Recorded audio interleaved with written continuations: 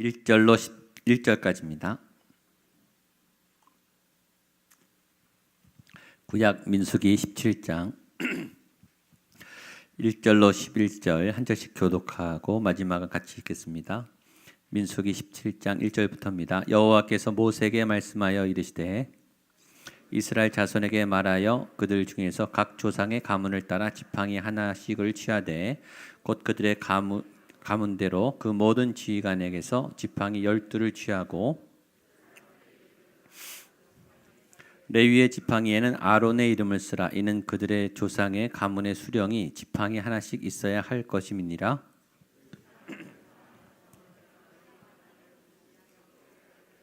내가 택한 자의 지팡이에는 싹이 나리니 이것으로 이스라엘 자손이 너희에게 대하여 원망하는 말을 내 앞에서 그치게 하리라. 그들의 지휘관들이 각 지파대로 지팡이 하나씩을 그에게 주었으니 그 지팡이가 모두 12이라. 그 중에 아론의 지팡이가 모세가 그 지팡이들을 증거의 장막 안 여호와 앞에 두었더라. 이튿날 모세가 증거의 장막에 들어가 본즉 레위 집을 위하여 낸 꽃이 피어서 살고 모세가 그 지팡이 전부를 여호와 앞에서 이스라엘 모든 자손에게로 가져오매 그들이 보고 각각 자기 지팡이를 집어 들었더라.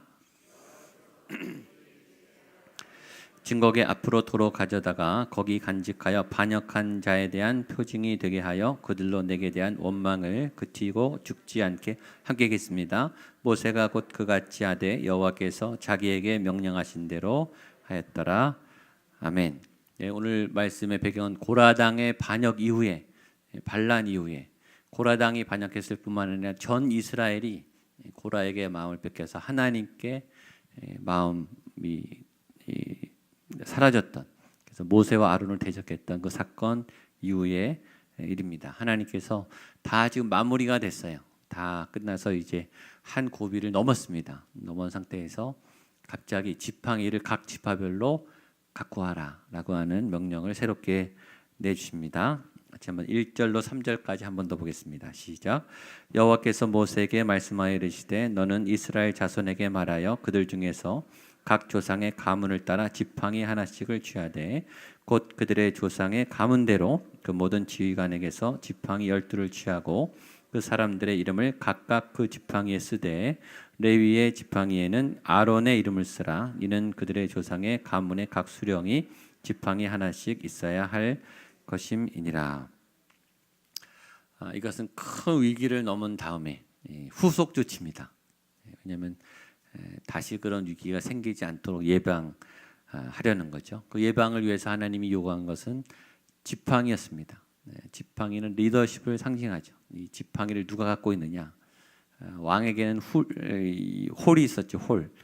뭔가 왕을 상징하는 왕의 상징, 어떤 결정권을 안내하는 어떤 지팡이, 막대기입니다. 지휘봉이죠. 어떤 방향을 알려주는 어떤 통치권의 어떤 권위가 있는 그런 지팡이. 각 지파마다 이 수령들의 지팡이를 갖고 와라. 어떤 이제 리더십을 세우겠다라는 거죠. 하나님께서 고라당의 반역 이후에 이 일을 하신 이유 첫 번째는 예방을 하기 위함이에요. 앞으로 또 이런 일이 생길 수 있기 때문에 미리 방지하도록 하는 거죠. 고난이 와서 고난을 잘 수습하고 또 어려운 일을 잘 헤쳐나갈 수 있는 대비책을 세우는 것도 굉장히 중요한 일입니다.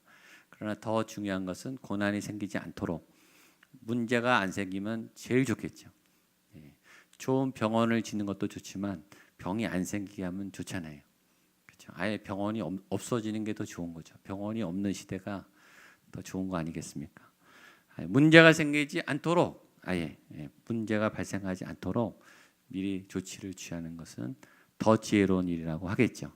이 의학에는 진단의학도 있고 치료의학도 있고 예방의학도 있습니다. 이 갈수록 이 선진 사회가 될수록 다 발달하지만 예방의학이 발달해 미리 문제가 생기지 않도록.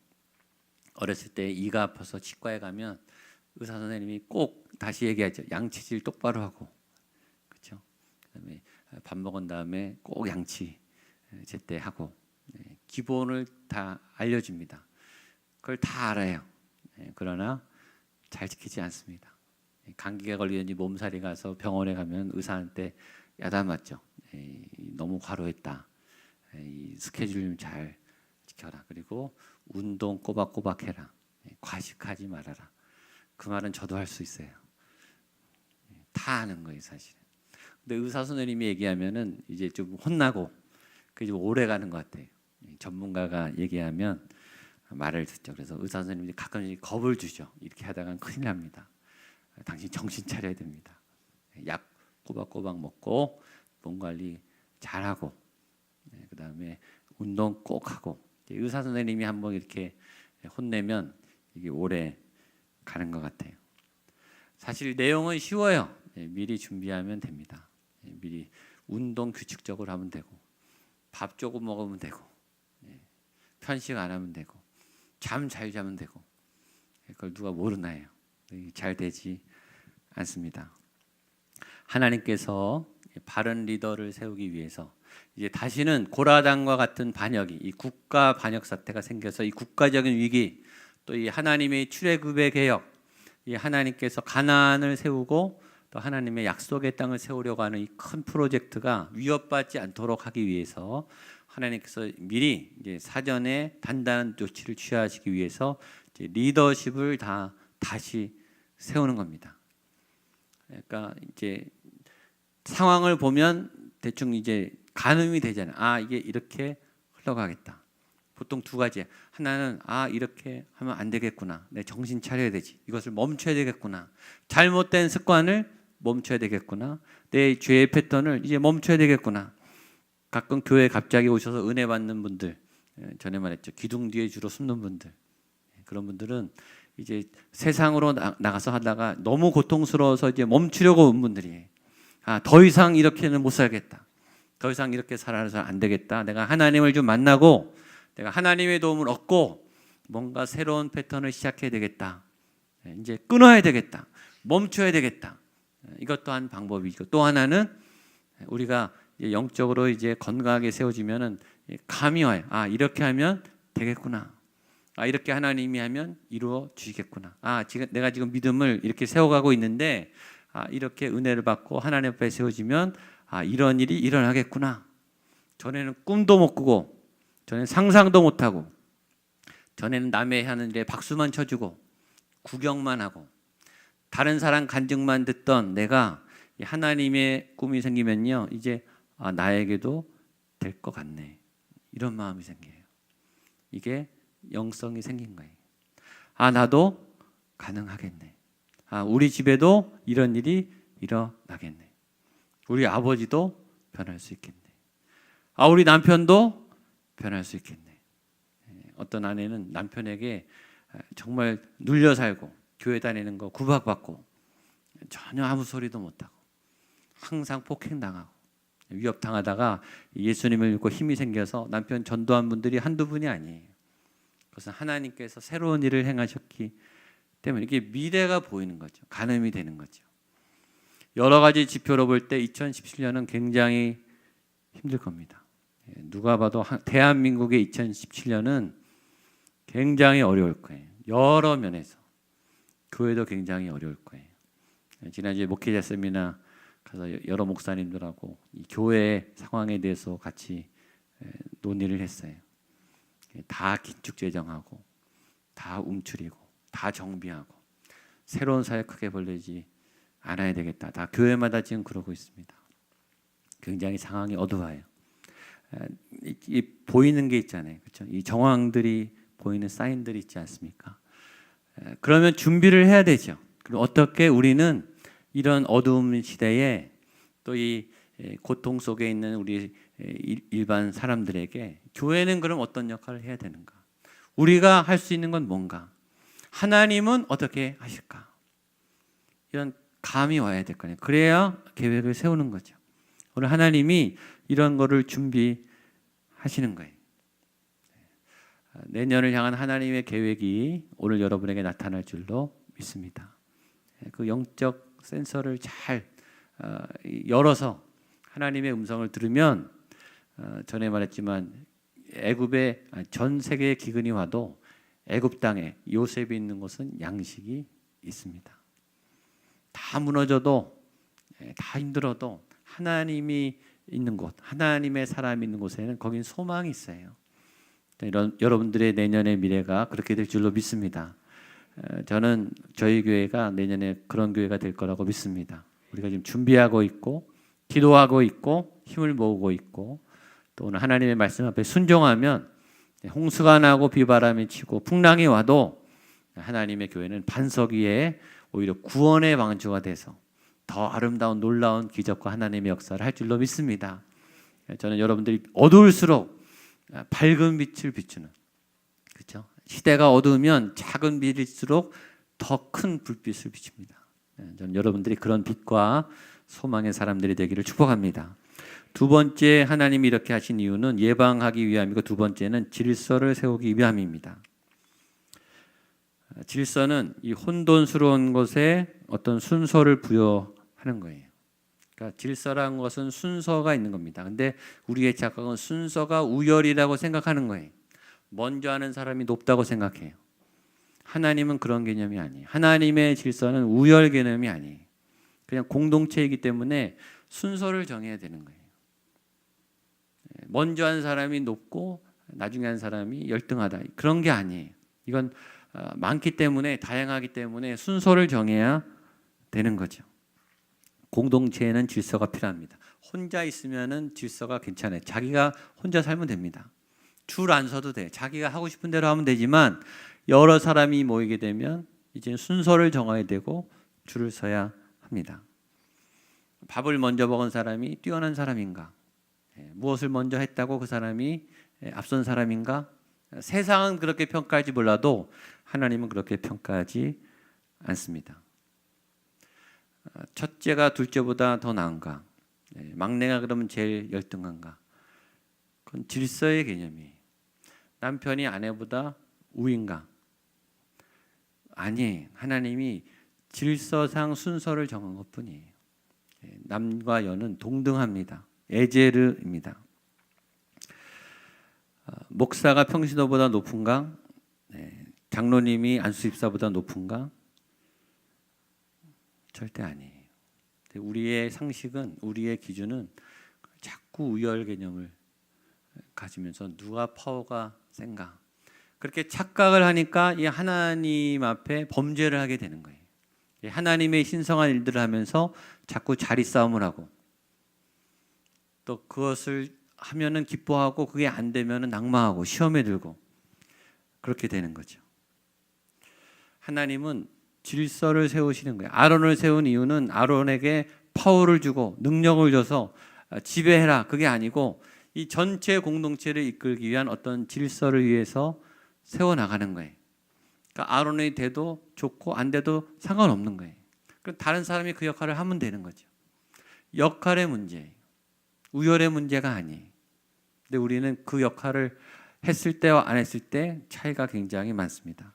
그래서 하나님께서 그 순서를 정하시는 거예요. 이건 하나님의 방법으로 정합니다. 4절에서 5절입니다. 시작. 그 지팡이를 회막 안에서 내가 너희와 만나는 곳인 내가 택한 자의 지팡이에는 싹이 나리니 너에게 대하여 원망하는 말을 내 앞에서 그치게 하리라.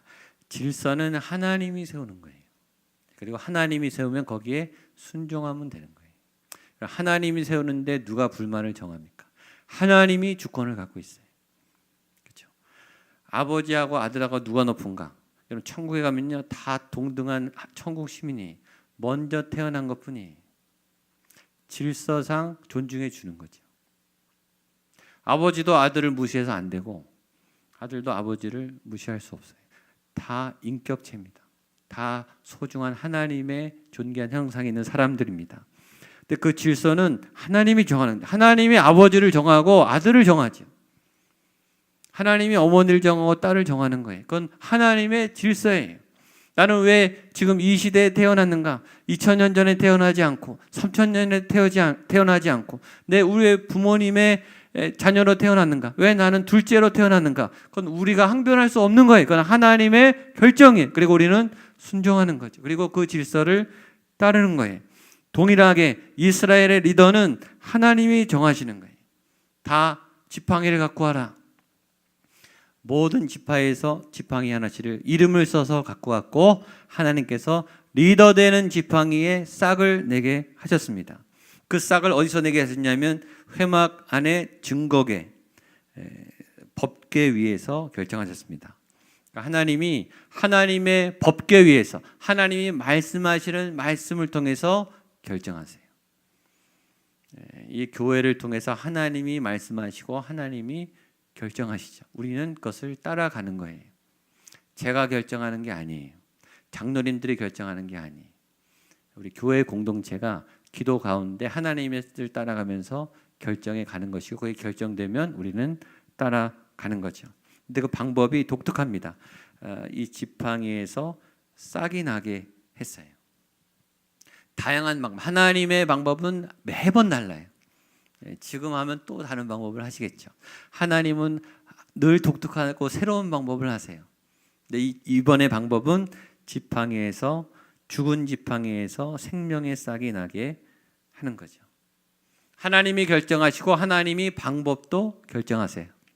근데 죽은 지팡이에서 싹이 났다라고 하는 것은 또한 영적인 의미가 있죠.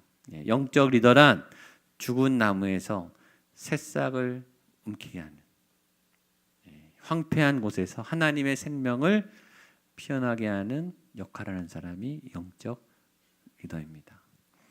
여러분들이 그런 영적 리더가 되기를 축복합니다. 이미 다 죽은 거예요. 다 끝났어요. 다 게임 오버예요. 다 절망하고 다 포기하고 다 거들떠도 안 봐요. 이 물리적으로 경험적으로 확률적으로 0%예요. 거기서 하나님이 새싹을 기적처럼 잉태하게 하신다. 이게 아론에게 부여된 영적 리더의 의미입니다. 여러분들이 이 시대에, 특별히 이 암흑 같은 시대에, 이 소망이 없는 시대에 다 탄식하고 다 한숨을 쉬고 너무너무 가슴이 무너진 이 시대에 아론의 싹난 지팡이와 같은 희망과 생명의 싹을 틔워주는 그런 영적 리더가 되시기를 축복합니다. 저는 이 성경의 여러 모습들을 상상할 때 어떻게 그럴 수가 있을까 이런 생각을 해요. 아브라함이 갈대아우를 떠나서 가나안으로 갔단 말이에요. 아브라함의 그 외로운 발걸음이 참 고독하게 느껴져요. 어떻게 그렇게 갈 용기가 생겼을까? 한 번도 안 가본 땅에 잘 살 수 있는 기반을 다 버리고 그냥 거기서 잘 살 수 있는 사람이 아쉬운 게 하나도 없어요. 그냥 그렇게 살다가 죽으면 돼요. 하나님이 가라 그랬다고 다 버리고 자기 가족을 데리고 누구 하나 응원군 없이 전혀 낯선 땅에. 여러분 지금도 이민은 힘듭니다. 지금도 힘들어요. 당신은 얼마나 힘들었겠어요. 이사집센터가 뭐 짐을 날라다 줬겠어요. 그 외로운 땅에 가서 얼마나 텃세가 많았겠어요. 근데 아무도 아는 사람이 없는 그 적막한 땅에 홀로 간 거예요. 저는 노아가 방주를 지은 모습을 보면은 정말 애처로워요. 누구 하나 도와주지 않아요. 누구 하나 응원해주지 않아요. 그걸 하루 이틀 지는 게 아니에요. 몇십 년을 정말 소신을 가지고 그 방주를 혼자 짓는 거죠. 애굽 땅에서 감옥에서 그리고 노예 그 보디발의 집에서 정말 홀로 정말 처절하게 살아남은 그 요셉의 모습은 애처롭죠. 얼마나 불쌍한지 모르겠어요. 혈혈단신 죄수의 몸으로 거대 제국 로마로 복음을 들고 홀로 가는 그 바울은 굉장히 애처롭습니다. 그럼 보세요. 다 혼자 갑니다. 홀로 가요. 거대한 광야에 암흑 덩어리 아무것도 보장된 게 없어요. 주변 사람은 다 말려요. 다 가지 말라 그래요. 상상이 되십니까? 어떻게 갈 수 있었을까? 무슨 힘이 나서 무슨 배짱으로 도대체 뭘 믿고 자기가 뭐라고 그죠? 정말 꺼져가는 안개 같은 한 사람이 뭘 하겠습니까? 그 한 사람이 뭘 하겠어요? 근데 말씀을 가지고 순종하면서 그 척박한 땅에 가서 꽃을 피우잖아요. 그게 기적입니다. 그게 하나님의 사람이에요. 지금 이 시대도 다 그렇잖아요. 다 어두워요. 다 절망이에요. 다 자신 없어요. 다 포기하고 있어요. 하나님의 사람들이 거기서 꽃을 펴야 되지 않겠습니까? 거기 감동이 있는 거죠. 거기 하나님이 하셨다. 이건 하나님이 아니면 안 된다. 누가 봐도, 내가 봐도, 다른 사람들이 봐도 그건 하나님의 역사인 거예요. 저는 오늘 지팡이에 싹이 난 아론의 지팡이처럼 이 시대 여러분의 상황에 생명의 꽃을 피우는 생명의 사람들이 되시기를 축복합니다. 모세가 이 일을 그대로 준비합니다. 6절로 11절입니다. 시작. 모세가 이스라엘 자손에게 말하매 그들의 지휘관들이 각 지파대로 지팡이 하나씩을 그에게 주었으니 그 지팡이가 모두 12이라 그 중에 아론의 지팡이가 있었더라. 모세가 그 지팡이들의 증거의 장막 안 여호와 앞에 두었더라. 이튿날 모세가 증거의 장막에 들어가 본즉 레위 집을 위하여 낸 아론의 지팡이에 움이 돋고 순이 나고 꽃이 피어서 열렸더라. 모세가 그 지팡이 전부를 여호와 앞에서 이스라엘 모든 자손에게로 가져오매 그들이 보고 각각 자기 지팡이를 집어들었더라. 여호와께서 또 모세에게 이르시되 아론의 지팡이는 증거계 앞으로 도로 가져다가 거기 간직하여 반역한 자에 대한 표징이 되게 하여 그들로 내게 대한 원망을 그치고 죽지 않게 할지니라. 모세가 곧 그 같이 하되 여호와께서 자기에게 명령하신 대로 하였더라. 아멘. 이 통로는 모세가 했어요. 모세는 하나님의 명령을 준행하고 하나님이 시킨 대로 하는 리더예요. 요셉도 그랬고 모세도 그랬고 모세의 능력은 하나님께서 시킨 대로 할 때 나타난 거예요. 모세가 어떤 능력을 막 발휘한 게 아니에요. 모세가 힘줄 때 오히려 야단 맞았어요. 왜 네가 물을 냈냐? 혼났어요. 모세와 요셉이 잘한 건 힘을 빼고 하나님이 하라는 대로 한 거예요. 위대한 영적 리더의 비결은 그거예요. 저도 그렇고 여러분도 그렇고 저와 여러분의 힘을 빼고 생각을 내려놓고 하나님이 지금 하라고 하신 것을 그냥 하면 되는 거예요. 그럼 위대한 리더로 남는 거예요. 얼마나 쉽습니까? 그 쉬운 걸 우리가 못해요. 어떤 사람은 그 어려운 것도 해냈는데 우리는 그 쉬운 것도 잘 못해요. 사실 너무 쉽죠. 그러나 그 쉬운 게 아니에요. 그렇죠? 내 것을 내려놓고 하나님이 하라는 대로 모세가 순종을 했습니다. 모세가 갔더니 꽃이 핀 지팡이는 아론의 지팡이입니다.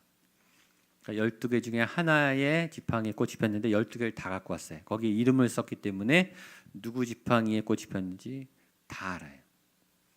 그러니까 하나님이 어떤 리더를 세웠다는 것을 누구든지 다 알게 하나님이 명쾌하게 질서를 잡아 주셨습니다. 하나님이 결정하시니까 갈등이 없어졌어요. 질서가 세워졌어요. 오늘 우리의 삶에 이런 일이 나타날 줄로 믿습니다. 마지막 메시지. 여러분, 아론의 지팡이에서 싹이 났어요. 잘 생각하셔야 돼요. 아론이 이긴 건가요? 아니죠. 아론은 택함을 받은 거예요. 아론은 왜 택함을 받았습니까? 아론은 그 공동체를 위해서 택함을 받은 거예요. 싹난 지팡이 가진 사람은 이긴 거고 싹 안 난 사람은 진 겁니까? 전혀 아니죠. 다 이긴 거예요. 하나님이 그 리더를 통해서 다 살아나게 하시기 위해서 세워가는 거예요. 누구는 되고 누구는 안 돼서 이긴 건가 진 건가. 세상은 그렇게 판단할지 몰라도 그렇지 않습니다. 하나님의 법칙은 다 이기게 하시는 거예요. 하나님은 다 세우기를 원하세요. 하나님이 누구를 먼저 사용하시는가에 달렸습니다. 우열의 개념이 아니에요. 더 좋고 안 좋고의 개념이 아니에요. 하나님이 세워가는 이 질서에 여러분들 지혜를 얻게 되기를 주님의 이름으로 축복합니다. 또 위로도 받게 되기를 축복합니다. 하나님이 어떤 선하신 뜻이 계셔서 결정하고 가실 거예요. 택함을 받든지 아니면 택함 안 받으면 혜택을 보면 돼. 리더가 섬기는 것을 혜택을 보면 되는 거예요. 세상적인 판단과 가치관으로 판단하지 마십시오. 하나님께서 좋은 공동체를 세워가실 줄로 믿습니다. 여러분들 가정과 우리 교회와 이 땅을 새롭게 하실 줄로 믿습니다. 아멘. 같이 한번 찬양하겠습니다. 자리에 일어나셔서